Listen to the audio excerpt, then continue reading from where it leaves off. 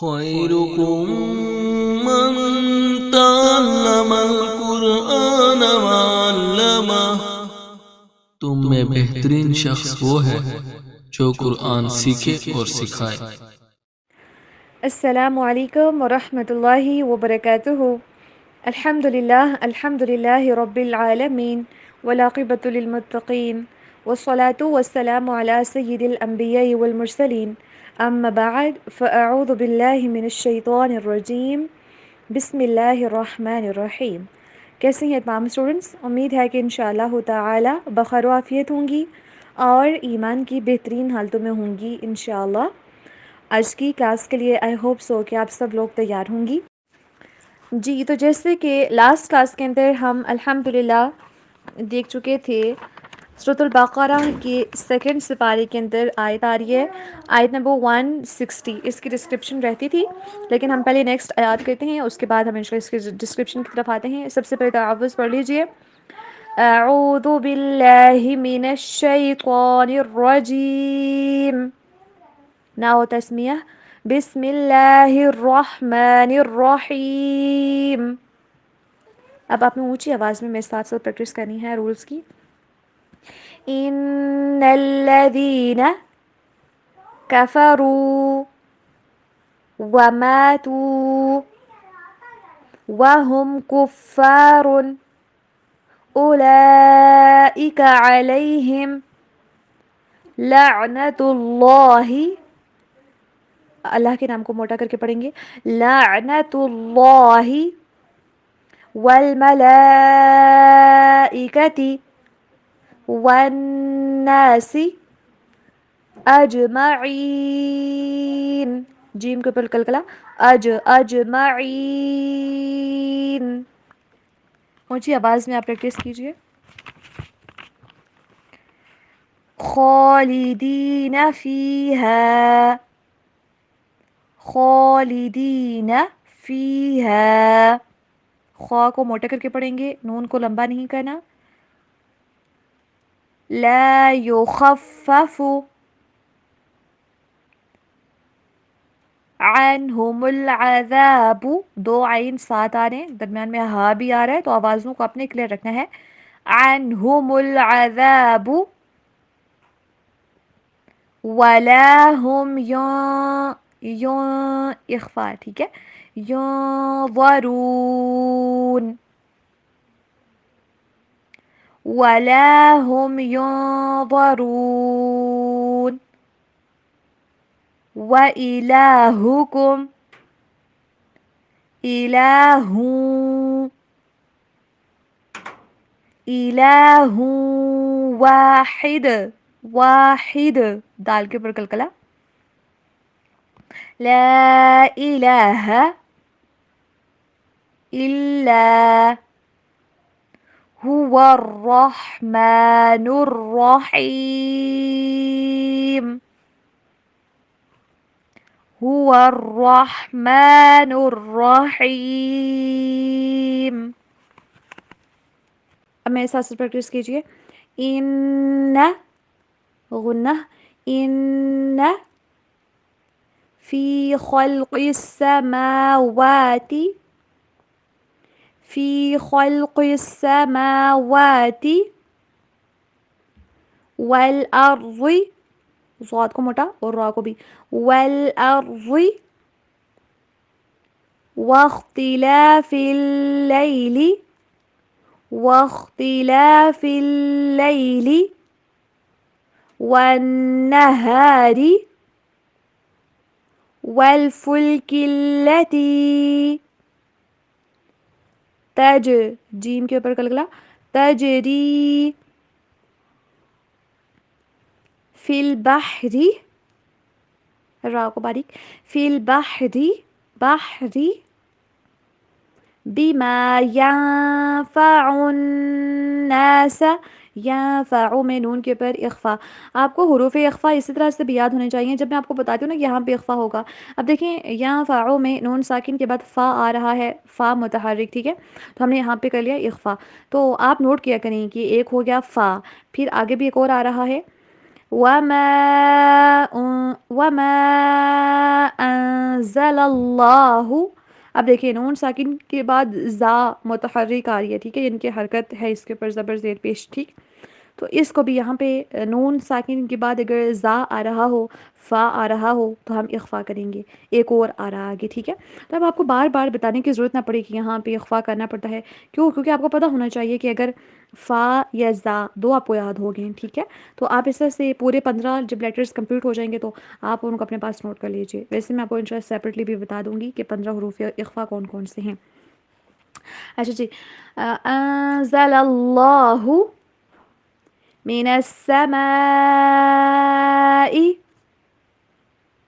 من ماء فأحیا،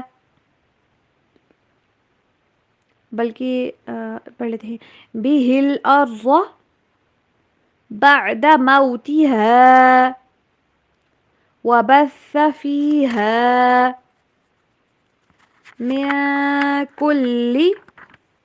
اب دیکھیں میاں کے اوپر اخفا ہو رہا ہے، ٹھیک ہے، تو اس کے بعد کاف آ رہا ہے. تو مین زیڈ فا زا اور کاف 3 جگہوں پہ ہمیں دیکھ لیا 3 حروف آ رہے ہیں تو اخفا، ٹھیک ہے. ما کے اوپر بھی اخفا ہو رہا ہے، کیونکہ آگے فا احیا آ رہا ہے، فا آ رہا ہے. من کل دابہ، با کے اوپر اسٹریس دیں گے اور گول تا ہاں میں چینج ہو جاتی ہے وقف کے دوران، تو یہاں تک ہم پڑھیں گے. وَتَصْرِيفِ الرِّيَاحِ، صاد کو موٹا کر کے پڑھیں گے. واو کے اوپر آپ نے ہونٹوں کو گول کرنا ہے. وَتَصْرِيفِ الرِّيَاحِ، را دونوں جگہوں پہ باریک پڑھی جائے گی. اونچی آواز میں پریکٹس کریں. وَالسَّحَابِ، ہا کو باریک. وَالسَّحَابِ الْمُسَخَّرِ بَيْنَ السَّمَاءِ وَالْأَرْضِ لَآيَاتٍ لِقَوْمٍ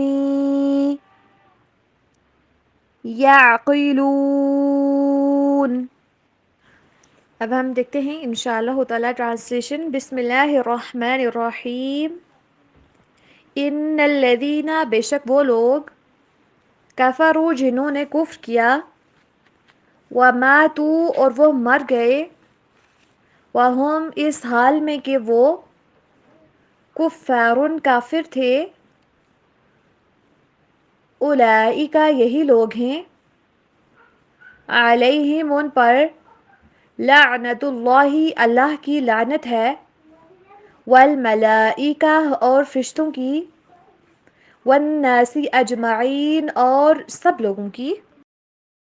خالدین وہ ہمیشہ رہیں گے، فیہا اس میں، لا یخفف نہیں ہلکا کیا جائے گا، عنہم العذاب ان سے عذاب، ولا ہم اور نہ ہی وہ، ینظرون ڈھیل دیے جائیں گے. وَإِلَٰهُكُمْ اور تمہارا معبود، الہ واحد ایک ہی معبود ہے، لا الہ نہیں کوئی سچا معبود، الا ہوا مگر وہی، الرحمن نہایت مہربان، الرحیم بے حد رحم کرنے والا ہے. ان بے شک، فی خلق السماوات آسمانوں کی پیدائش میں، والارض اور زمین کی، واختلاف اللیل اور آنے جانے میں یا پھر بدلنے میں رات کے، والنہاری اور دن کے، والفلک، اب دیکھیں والفلک لتی والفلک لتی اور اس کشتی کے جو، تجری چلتی ہے، فی البحری سمندر میں، بما اس کے ساتھ، ینفع جو فائدہ دیتی ہے، یا پھر ان چیزوں کے ساتھ جو فائدہ دیتی ہیں، الناس لوگوں کو، وما اور جو، انزل اللہ اللہ تعالیٰ نے اتارا، من السمائی آسمان سے، من مائن پانی، فاحیا پھر اس نے زندہ کیا، بہ الارض اس کے ساتھ زمین کو، بعد موتہا اس کے مردہ ہونے کے بعد، وبث اور اس نے پھیلائے، فیہا اس میں کل دابہ ہر طرح کے جانور۔ اس میں کچھ آپ کو نئے ورڈز بھی ملیں گے، تو ان کو ہائی لائٹ کر لیجئے، ان کو اچھی طریقے سے یاد کر لیں۔ وَتَصْرِيفِ الرِّيَاحِ اور ہواؤں کے بدلنے میں، وَالسَّحَابِ اور بادلوں کے، المسخر جو مسخر کیے گئے، بین السماء آسمانوں کے درمیان، والارض اور زمین کے، لآیات یقیناً بہت سی نشانیاں ہیں، لقوم ان لوگوں کے لیے، یعقلون جو عقل رکھتے ہیں یا جو سمجھتے ہیں۔ لوگ جو اللہ تعالیٰ کی آیات کو چھپایا کرتے تھے، ہدایت کو چھپایا کرتے تھے، اسپیشلی جو وہاں کے علماء تھے اہل کتاب کے، تو اللہ تعالیٰ نے ان کے اوپر لعنت کی، اور ان کے اوپر سب کے سب لعنت کرتے ہیں وہ لوگ جو کہ لعنت کرنے والے ہیں، سوائے ان لوگوں کے کن کے اوپر لعنت نہیں ہے۔ کون سے ایسے لوگ ہیں جو کہ عذاب کے مستحق نہیں ہوں گے، اس سے بچ جائیں گے، رحمت کے اندر داخل ہو جائیں گے، الا الذین تابوا جنہوں نے توبہ کی۔ تو توبہ کا آپ کو پتہ ہے شاید کتنی ہوتی ہیں؟ سب سے پہلے دل کے اندر احساس ہو کہ مجھ سے غلط ہوا ہے، نمبر 2 انسان کو شرمندگی بھی ہو، نمبر 3 اس کے اوپر توبہ کرے، نمبر 4 اس کو آئندہ نہ کرنے کا ارادہ کرے۔ تو جو لوگ اس سے باز آ جائیں، پھر وہ اصلحوا اور اپنی اصلاح کر لیں، یعنی کہ جو انہوں نے غلط کام کیے تھے ان کو واپس ٹھیک کر دیں، وبینوا اور جو انہوں نے چھپایا تھا حق کو اور لوگوں کو غلط باتیں بتائی تھیں، غلط پیغام پہنچایا تھا، اس کو واپس صحیح کر کے دوبارہ سے لوگوں کو بتا دیں، ان کو کھول کر بیان کر دیں۔ تو جو چھپایا تھا اس حالت کفر کے اندر، یا پھر اہل کتاب ہوتے ہوئے ہی جب انہوں نے ان اللہ تعالیٰ کے احکامات کو چھپایا تھا، تو اس کو جب وہ لوگوں کے اوپر ظاہر کر دیں، کھول کر بیان کر دیں کہ حق یہ تھا، ہم تمہیں ایسے بتایا کرتے تھے، اس کے بعد پھر فَأُولَئِكَ أَتُوبُ عَلَيْهِمْ تو پھر ان کی توبہ اللہ تعالیٰ قبول کریں گے، اور اس طرح سے اللہ تعالیٰ ان کے اوپر مہربانیاں فرمائیں گے۔ بے شک اللہ سبحانہ تعالیٰ بہت توبہ قبول کرنے والے اور بہت رحم کرنے والے ہیں، کیونکہ آپ کو پتہ ہے کہ توبہ کرنے والا یوں ہوتا ہے جیسے کہ اس نے گناہ کیا ہی نہیں، حدیث مبارکہ کے اندر آتا ہے۔ تو اگر اسلام جو ہے نا، ایک انسان کیونکہ اس طرح سے تو انسان کفر میں آ جاتا ہے نا، جو اللہ تعالیٰ کی نشانیوں کو چھپا رہا ہو، اللہ تعالیٰ کی آیت کا انکار کر رہا ہو، تو اس کے بعد جب وہ توبہ کر لے، اپنی اصلاح کر لے، اور جو اس نے چھپایا تھا اس کو ظاہر کر دے، تو اسلام میں آ جائے، تو اس کے بعد پھر ویسے بھی اسلام میں آنے سے کی وجہ سے یہ ہوتا ہے کہ اسلام اپنے سے پہلے والے گناہوں کو مٹا دیتا ہے، حدیث مبارکہ کے اندر آتا ہے یہ بھی۔ تو اس طرح سے پھر ان کے جو پہلے کے سارے گناہ تھے وہ معاف ہو جائیں گے۔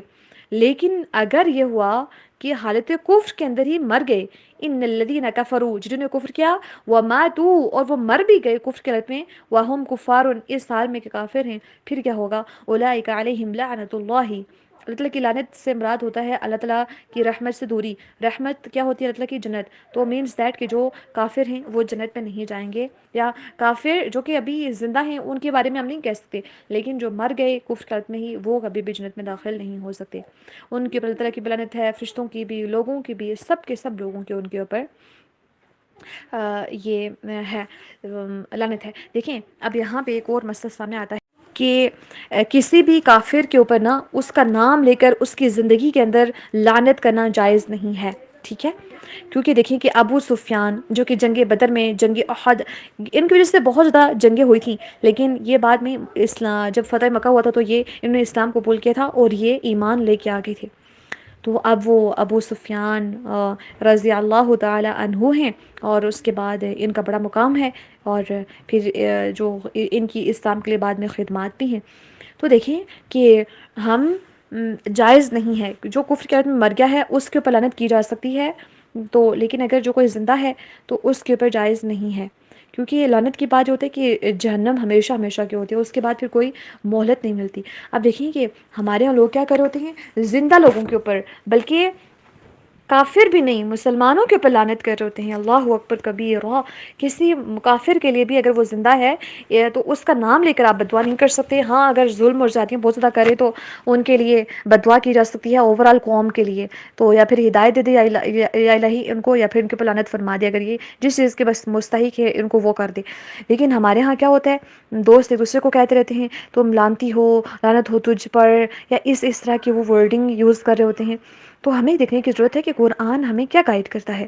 تو جب زندہ ہو کوئی تو اس کے اوپر ہم لعنت نہیں کر سکتے، اور اگر کافر مر چکا ہے تو اس کے اوپر لعنت کی بھی جا سکتی ہے، کیونکہ وہ تو آپ بس اس کا عمل ختم، اب وہ ایمان نہیں لا سکتا نا، اب وہ ہمیشہ ہمیشہ کے لیے بس اس لعنت کا مستحق ہو گیا. تو ہم کر سکتے ہیں. تو جب مسلمانوں کے لیے جائز، کفار کے لیے جائز نہیں تو کیا پھر مسلمانوں کے لیے ہوگا؟ Not at all. تو ہمیں ان چیزوں کو انڈرسٹینڈ کرنے کی ضرورت ہے اور اپنی زندگی سے ایسی چیزوں کو نکالنے کی ضرورت ہے جو کہ اگر ہماری زندگی کے اندر ایسی ہیں. اللہ سبحانہ وتعالی ہم سب کو سمجھنے کی توفیق عطا فرمائے، ہم سب کو عمل کی توفیق عطا فرمائے، اور ہم سب کے وقت کے اندر برکتیں عطا فرمائے. آمین رب العالمین. جیسے کہ اس سے پہلے ہم پڑھ رہے تھے کہ اللہ سبحانہ و تعالیٰ نے بتایا کہ اسپیشلی ان لوگوں کو ہائی لائٹ کیا جو اللہ تعالیٰ کی آیات کو چھپاتے ہیں اور لوگوں سے ان کو ظاہر نہیں کرتے جو اللہ تعالیٰ نے اتارا ہوتا ہے بلکہ چھپا لیتے ہیں. تو اللہ تعالیٰ کی ان کے اوپر لعنت ہے.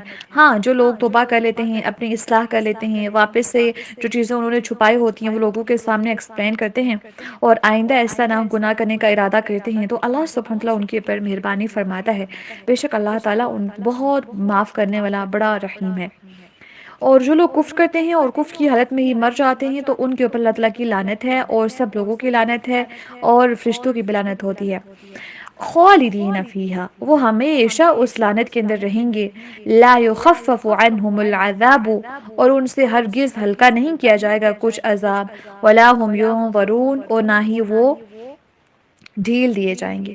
کتنا سخت عذاب ہوگا کہ جو بڑھتا ہی جائے گا بڑھتا ہی جائے گا. دیکھیں اگر ہم اسٹڈی کریں جیل وغیرہ کے کیسز کو تو ان کو ایک اسپیسیفک سزا دی جاتی ہے، اس سے بڑھا کے سزا نہیں دی جا سکتی، یعنی کہ ان کو زندہ بھی رکھنا ہوتا ہے، ان کو سزا بھی دینی ہوتی ہے. اب انسان جو کہ ایسا ہے کہ اگر اس کو جتنی مشقت میں ڈالا جائے گا تو اس مشقت کا عادی ہو جاتا ہے. کہ ایک قیدی کو اگر روزانہ 100 کوڑے لگ رہے ہیں اس کی باڈی اس کی عادی ہو جائے گی. اسٹارٹ میں اس کو بڑا مشکل ہوگا لیکن آہستہ آہستہ وہ اس ہیبٹ کو ڈیولپ کر لے گا اور اس کے لیے بہت آسان ہو جائے گا اتنی بھی سزا کھانا. لیکن قیامت کے دن ایسا نہیں ہوگا، بلکہ فَذُوقُوا فَلَن نَّزِيدَكُمْ إِلَّا عَذَابًا، پھر تم چکھو عذاب کو، پھر فَلَن نَّزِيدَكُمْ، پھر ہرگز نہیں تمہیں زیادہ دیا جائے گا، إِلَّا عَذَابًا، یعنی کہ عذاب with the passage of time بڑھتا جائے گا. جو ہی انسان اس کا ہیبیچول ہو جائے گا مزید بڑھا دیا جائے گا، بڑھا دیا جائے گا، بڑھا دیا جائے گا. موت کی تمنا کرے گا لیکن موت نہیں آئے گی. کیوں؟ خالدین فیہا، انہوں نے تو ہمیشہ اسی عذاب میں رہنا ہے. تو سخت عذاب ہے. اللہم اجرنی من النار. سب لوگ دعا کیجئے اللہم اجرنی من النار کہ اللہ سبحانہ وتعالی ہم سب کو جو آگ کا عذاب ہے اس سب سے بچا کے رکھیں. اللہم قینی عذاب النار. اچھا وہ اس کے اندر ہمیشہ رہیں گے اور ہلکا نہیں کیا جائے گا. کچھ تھوڑا سا ریلیکس کر دیا جائے، تھوڑا سا ٹائم دے دیا جائے کہ آپ ریلیکس ہو جائے. نہیں، کنٹینیوسلی عذاب ہی عذاب، اور کوئی بھی ڈھیل نہیں دی جائے گی. اور سنو، جن چیزوں کے بارے میں تم شریک ٹھہراتے ہو نا اللہ کے ساتھ، جن لوگوں کو تم شریک ٹھہراتے ہو، جن چیزوں کے بارے میں تم شکوک و شبہات کے اندر مبتلا ہو، سن لو وَإِلَٰهُكُمْ إِلَٰهٌ وَاحِدٌ، تمہارا تو صرف اور صرف ایک ہی معبود ہے، کوئی اور معبود ہے ہی نہیں. توحید کے اوپر انسان کو دیکھیں، اسلام کیا، جو جتنے بھی اس سے پہلے مذاہب گزرے ہیں، دین گزرے ہیں، تو جو کہ آسمانی مذاہب تھے یا جتنے بھی انبیاء گزرے، ان سب نے توحید کے اوپر انسانوں کو اکٹھا کرنے کی کوشش کی، توحید کی طرف دعوت دی. لیکن انسان بار بار کبھی کسی کو اپنا معبود بنا لیتے ہیں، کبھی کسی کو. تو اللہ سبحانہ وتعالی نے بتایا کہ وہ جو اللہ ہے نا وہ تمہارا واحد معبود ہے، سو توحید کی طرف آؤ. یہ جو ادھر ادھر کے تم نے مجازی خدا گھر رکھے ہیں یہ خدا نہیں ہیں، یہ تو تمہاری بات کو بھی سن نہیں سکتے. جو تم مزاروں پہ جاتے ہو، قبروں پہ جاتے ہو، پھر جا کے تم لوگوں کے نام کے اوپر تم صدقے کرتے ہو، تم لوگوں کے نام کے اوپر ذبح کرتے ہو، یہ سب کا سب شرک ہے. عبادت کا حق صرف اور صرف اللہ کا ہے. آپ اگر دعا کسی مردے سے جا کے کہتے ہیں کہ تم میری دعا کو سننے والے ہو، دیکھیں الدعاء هو العبادہ، دعا تو عبادت ہے۔ اگر دوسرے کسی سے کہتے ہیں تو تم میری دعا کو سننے والے ہو، تم میری دعا کو قبول کرنے والے ہو، سو آپ عبادت کے اندر کسی اور کو شریک ٹھہرا رہے ہیں۔ ہاں، کسی اور سے کہا جاتا ہے کہ تم میری دعا کرو، لیکن جو زندہ ہو، مردہ نہیں۔ نبی اکرم صلی اللہ علیہ وسلم بھی وسیلے بنا سکتے تھے نا، وسیلہ سے 3 چیزوں کو بنایا جا سکتا ہے۔ ایک اپنے نیک عمل کو وسیلہ بنایا جا سکتا ہے، ایک کوئی اگر انسان زندہ ہے اس کو کہا جا سکتا ہے کہ آپ ہمارے لیے دعا کر لو، ٹھیک ہے، اس طرح سے ہم وسیلہ بنا سکتے ہیں۔ ایک اور کوئی چیز ہے جو کہ ابھی میرے ذہن میں نہیں آ رہی، انشاءاللہ جیسے آتی ہے میں اس کو بتاؤں گی آپ کو۔ تو ان کے علاوہ باقی آپ کسی کو وسیلہ نہیں بنا سکتے کہ اللہ تو ڈائریکٹلی نہیں سن رہا تو ہم کسی سے کہہ دیں کہ آپ ہمارے لیے دعا کر لیجئے، کسی مردے سے کہہ دیں یا قبر کے اوپر جا کے، مزار کے اوپر جا کے، یہ سب شرک کس نے، غیر اللہ کے نام کے اوپر کسی چیز کو ذبح کرنا، وہ تو کھانا حرام ہے نا ہمارے لیے، کہ اگر کسی اور کے نام کے اوپر کوئی ذبح چیز کی گئی ہو اور اگر آپ کو دی جائے کہ آپ کھائیں تو وہ چیز حرام ہوتی ہے، وہ ہم کھا نہیں سکتے۔ تو یہ لوگ شرک کر رہے ہوتے ہیں جو غیر اللہ کے نام کے اوپر چیزوں کو ذبح کرتے ہیں، غیر اللہ کے نام کے اوپر چیزوں کو کھانا وغیرہ پکا کے لوگوں میں بانٹتے ہیں، اور پتہ نہیں کہ کس دن کے انہوں نے کھانے رکھے ہوتے ہیں کہ اس دن ہم پتہ نہیں کس کے نام کے اوپر، کسی پیر کے نام کے اوپر، کسی فقیر کے نام کے اوپر، کسی بابا، کسی دادا، کسی داتا، اس طرح سے کسی کے نام کے اوپر ہم ذبح کر رہے ہوتے ہیں، لوگ ذبح کر رہے ہوتے ہیں۔ پھر یہ بھی کہتے ہیں کہ تیرا کھاواں پتہ نہیں تیرا گیت گاواں یا رسول اللہ۔ نبی کو صلی اللہ علیہ وسلم تو کھانے کے لیے نہیں دیتے بلکہ اللہ سبحانہ وتعالی نے دیا ہے، تو کسی نبی کو اس کے مقام سے بڑھا کے اللہ کے برابر کر دینا یہ بھی شرک کے اندر آتا ہے۔ تو اللہ واحد ہے، وہ واحد معبود ہے، لا الہ الا هو الرحمن الرحیم، کوئی معبود نہیں ہے سوائے اس کے، وہ رحمان بھی ہے، وہ رحیم بھی ہے، اس کی رحمت ہے، اس کی مہربانی ہے کہ تم گناہوں کے باوجود بھی اس زمین کے اوپر چلتے پھرتے ہو، اس کی نعمتوں سے فائدہ اٹھاتے ہو۔ تو دیکھیں کہ یہ جو آیات ہے نا جو اللہ تعالیٰ کی، جن کے اندر اس کے الہ ہونے کا، اس کے بارے میں بات کی جا رہی ہو، اللہ کا نام ہو، اللہ کے صفات وغیرہ بیان ہونا، وہ پڑھ کے جو دعا مانگی جاتی ہے تو وہ قبول ہوتی ہے۔ تو یہ یہاں پہ ہم دعا کی قبولیت کے لیے ہم یہ والی دعا آپ آیت یاد کر لیں، وَإِلَٰهُكُمْ إِلَٰهٌ وَاحِدٌ لَا إِلَٰهَ إِلَّا هُوَ الرَّحْمَنُ الرَّحِيمُ۔ آپ یہ پڑھ کے اللہ تعالیٰ سے دعا مانگے تو وہ دعا انشاءاللہ تعالی قبول ہوگی۔ تو اللہ سبحانہ وتعالی سے دعا ہے کہ اللہ سبحانہ وتعالی ہم سب کو صرف اسے ہی واحد معبود جاننے کی توفیق عطا فرمائے، صرف اسی کی عبادت کرنے کی توفیق عطا فرمائے۔ اللہ سبحانہ وتعالی صرف اپنے در کے اوپر رکھیں اور سب کچھ اللہ سبحانہ وتعالی بس اپنا ہی محتاج رکھیں، اور ہمیں شرک سے بچنے کی توفیق عطا فرمائے، اور ہمیں آگ کے عذاب سے محفوظ فرما دیں۔ آمین ثم آمین۔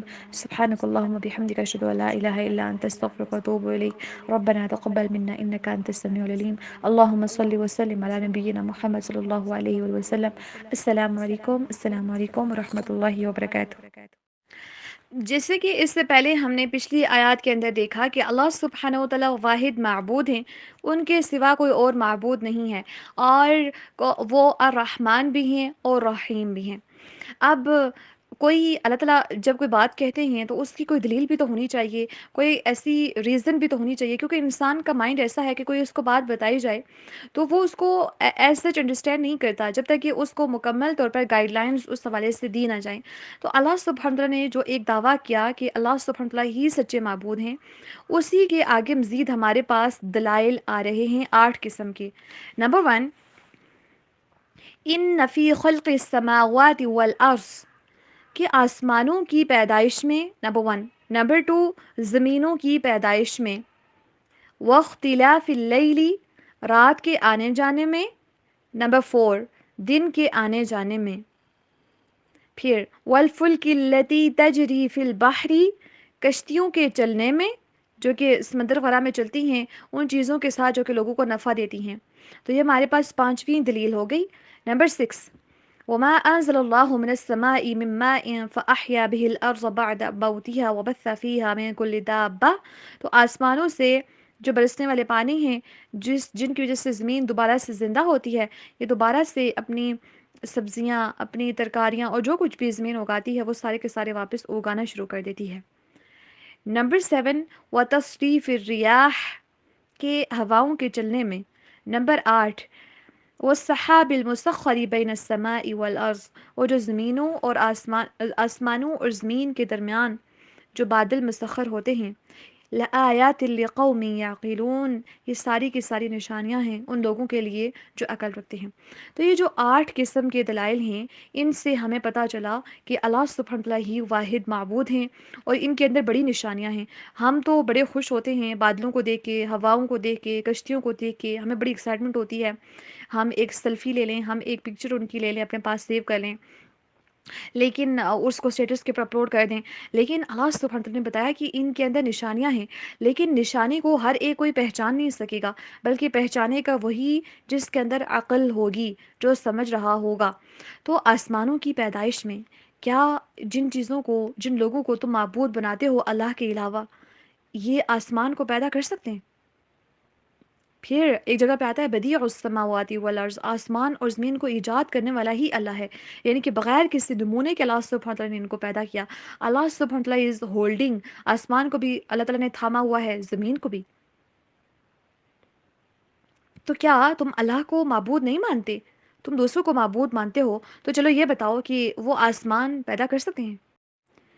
آسمان چلے دور ہے، کیا وہ زمین جیسی زمین بنا سکتے ہیں؟ یوں اس کے اندر پہاڑوں کو بچھا دیں، پھر اس کے بعد سبزے کو بچھا دیں، درختوں کو، پھر اس کے بعد ہر طرح کے جاندار اس کے اندر پھیلا دیں، پانی ہو اس کے اندر، ایسا کر سکتے ہیں؟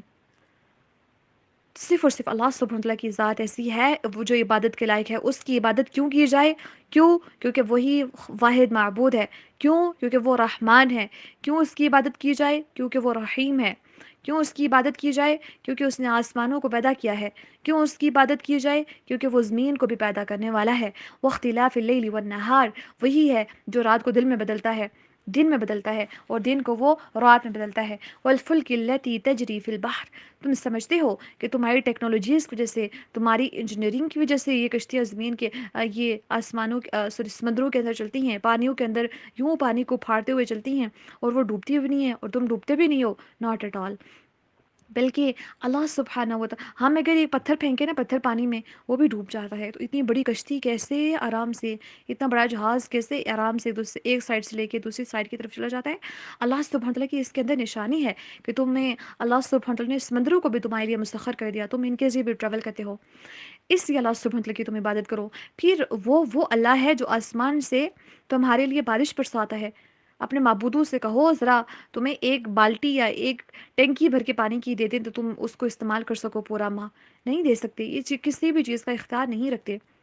جو خود محتاج ہیں تم ان کو الہ مانتے ہو، جو خود جن کو خود کھانے کی ضرورت پڑتی ہے، جن کو خود پینے کی ضرورت پڑتی ہے، جن کو خود قضائے حاجت کی، رفع حاجت کی ضرورت پڑتی ہے، تم ان کو اپنا معبود بنا بیٹھے ہو؟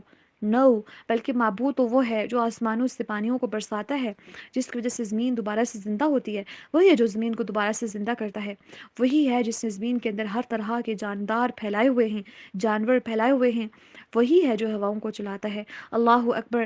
ہوا چلتی رہتی ہے، کسی کو محسوس بھی نہیں ہوتی کبھی کبھی، اور ہم سانس لیتے رہتے ہیں، ہمیں محسوس بھی نہیں ہوتا، لیکن اللہ وہ ہے جو ہر وقت ہمارے لیے انتظام کیے رکھتا ہے۔ ہوا رک جائے، سانس انسان کیسے لے؟ آکسیجن کی اگر ڈیفیشنسی ہو جائے، ڈی ہائیڈریشن ہو جائے، جسم کے اندر پانی کی وغیرہ کی کمی ہو جائے، تو انسان سروائیو نہیں کر سکتا، لیکن اللہ کی عبادت اس لیے کی جائے کہ وہ تمہارے لیے ہواؤں کو چلا رہے، وہ تمہارے لیے زمین اور آسمان کے درمیان بادلوں کو مسخر کیے ہوئے ہے، بارشیں، بادل بنتے ہیں، اس کے بعد بارش برستی ہے، اس کے بعد زمین زندہ ہوتی ہے، اس کے بعد ہوائیں اس کو چلاتی ہیں، ادھر ادھر لے کے جاتی ہیں، ہر علاقے کے اندر بارش برستی ہے۔ چاہے تم اللہ کو مانو یا نہ مانو، لیکن وہ تمہارا ہر لحاظ سے خیال رکھ رہا ہے، اس لیے تم اس کی عبادت کرو۔ اور یہ جو میں نے تمہارے لیے نشانیاں مقرر کی ہیں، ان نشانیوں کے اندر تم غور و فکر کرو، اپنی عقل کو استعمال کرو جو تمہیں میں نے دی ہے۔ تو آپ دیکھیں کہ دن کا رات میں بدلنا کیسے، جب مغرب کے ٹائم ہوتا ہے اس کے بعد تھوڑی دیر کے بعد کیسے دن رات میں بدلنا شروع ہو جاتا ہے، پھر کبھی فجر کے بعد تھوڑی دیر دیکھیں کہ کیسے رات دن میں بدل رہی ہے، کیسے روشنی پھوٹ رہی ہے، بڑی نشانی ہے اس کے اندر بھی۔ پھر بادلوں کو دیکھیں، اس کے بعد بارش کو برستا دیکھیں، زمین کو دوبارہ سے ابھی دیکھیں خزاں کے موسم میں کیسی ہوتی ہے زمین، اور بہار کے موسم میں کیسی۔ اللہ ہے نا، اس کے اندر اللہ تعالیٰ نے نشانیاں رکھی ہیں۔ ہم بڑے خوش ہوتے ہیں، ہمیں خزاں کا موسم پسند ہے، پتے گر رہے ہوتے ہیں، اور بہار کا موسم ہے کہ وہ پسند ہے کہ اس کے اندر پھول کھل رہے ہوتے ہیں۔ لیکن اللہ سبحانہ و تعالیٰ جو یہ سب کر رہے ہیں، اس کا کیا؟ اللہ سبحانہ و تعالیٰ کے ساتھ کنیکٹ ہونے کے لیے یہ تمام چیزیں ہمارے لیے مسخر کی گئی ہیں۔ ان کے اندر نشانیاں ہیں کہ ہم اللہ کو پہچانیں کہ کوئی ذات ہے جو یہ کر رہی ہے۔ پھول خود بخود نہیں کھل رہے کہ آپ ان کو منرلز بھی دیتے ہیں، آپ ان کو سب کچھ دیتے ہیں تو یہ خود بخود کھلیں گے، نو۔ کوئی ذات ہے جس کو یہ بھی پتا ہے کہ کون سے درخت سے کتنے پتے گر چکے ہیں، کتنے باقی ہیں، کب گریں گے، سب اس کو پتا ہے۔ کون سے درخت کے اوپر کتنے پھول کھلیں گے، کتنے پھول ضائع ہو جائیں گے، کتنے پھول بارش اور برف باری کی نظر ہو جائیں گے، کتنے پھول ایسے ہیں جو کہ باقی رہیں گے جن سے آگے پھل بنیں گے۔ اللہ کو سب پتا ہے۔ اللہ کو تو یہ بھی پتا ہے کہ وہ پھل آگے کھائے گا کون۔ تو یہ سب چیزیں ہمیں اللہ سبحانہ وتعالیٰ تک پہنچانے میں مدد کرتی ہیں۔